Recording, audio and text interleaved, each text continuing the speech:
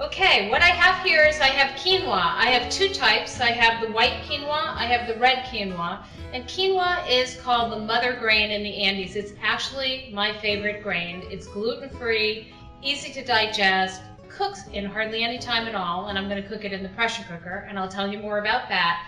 But it does have one little issue, and that's it is covered with something called saponin, which is a naturally occurring vegetable protector, and it keeps the bugs and the birds from eating it. So anyway, what needs to happen with this is it needs to go into a very fine mesh strainer. Oh my! Even my fine mesh strainer wasn't fine enough for this teeny little quinoa. And every batch is different, just so you know. This one I noticed when I bought it, and I buy it in bulk, was very teeny, which you can see because it slipped out. So anyway, what I'm going to do now is I'm going to take it over to the sink, I'm going to rinse it a little bit, then I'm going to get it into the pan with some onions and garlic and cook it, and I'll tell you how I'm doing that.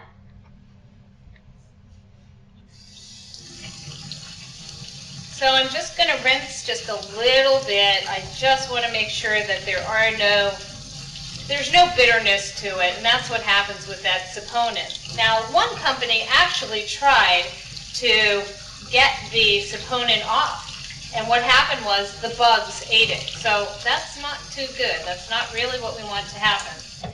So that's pretty rinsed. Doesn't have to go forever.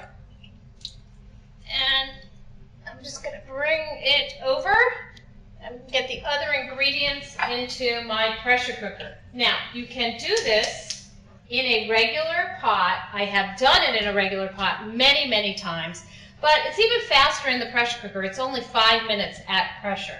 So what I'm going to do is I'm going to put in some onion that I chopped up, and I'm going to put in some of that garlic that you may have seen me use the garlic twist for. And I had 2 big cloves, so I'm only going to put in 1. First, let me get the onion going. You may or may not notice, but I don't have any oil in the pan, and that's absolutely fine. It will work just fine. And I'm just going to wait for this to go a little bit. The next thing I'm going to do, actually, is I'm going to put the quinoa in, and I want to toast it. I want that water to come off of it. So while I'm waiting for the onion to go, I think I'll talk a little bit about cooking the quinoa. When you cook quinoa in a pressure cooker, you cook it with 1½ cups of water. Actually, I believe it's 1¼ cups of water for every cup of quinoa. For the second cup, I use even less. So I have another ½ cup, so I have 1½ cups. And so I'm going to add the appropriate amount of water for that. I can hear my onion starting to sizzle, and that's a good sign. Time to add the quinoa. And that is ready to go. So I'm going to give it a stir, and I do want it to get a little dry. So I want to toast it slightly. At the same time, I can add my garlic, because garlic makes everything taste better. Well, maybe not chocolate, but makes savory things taste better. And I will not be adding any salt at this point. So I'm just going to stir that around and give it a second. And then I'm going to get my water. Now, I could use broth for this if I had a lot of broth, but I don't have a lot of broth today because I didn't have a lot of time to make broth. And I wouldn't use the broth in a box or a can because it's probably not going to be really good. So let me just dump out a little bit of water, and then I'll be ready to go. Okay, one more stir. Water goes in. The lid goes on. You just stir one more time.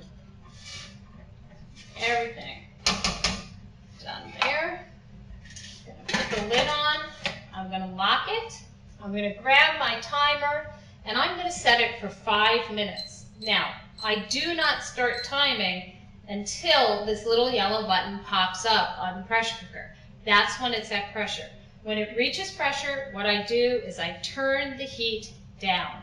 So what happens in the pressure cooker, I'll just explain it to you while we're waiting for the water to boil, is the water in the pressure cooker boils. It gets to the top, pushes up this little yellow button, and at that point, it's pressure. Water boils at 212, pressure is achieved at 250. So this is hot, and that's part of the reason that it cooks really fast, is because it is so hot. So now we wait for the little yellow button.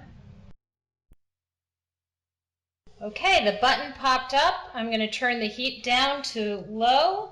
I'm going to hit my timer, and in 5 minutes I'll take the pressure cooker off the heat, and then we'll let the pressure come down naturally.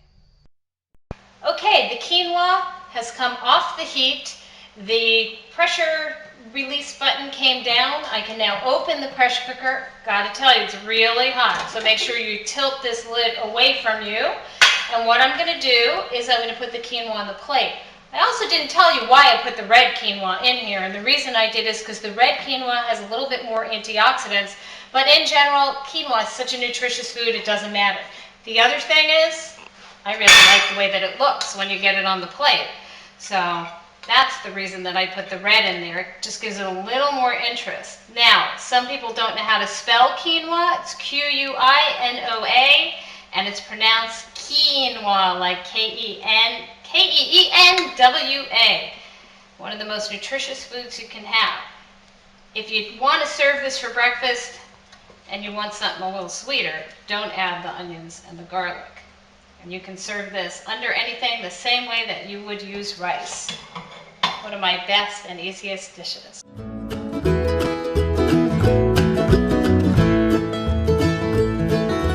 Peaches are all gone, by gosh, but soon we'll have kabocha squash. The winter greens are sweeter when it's cold.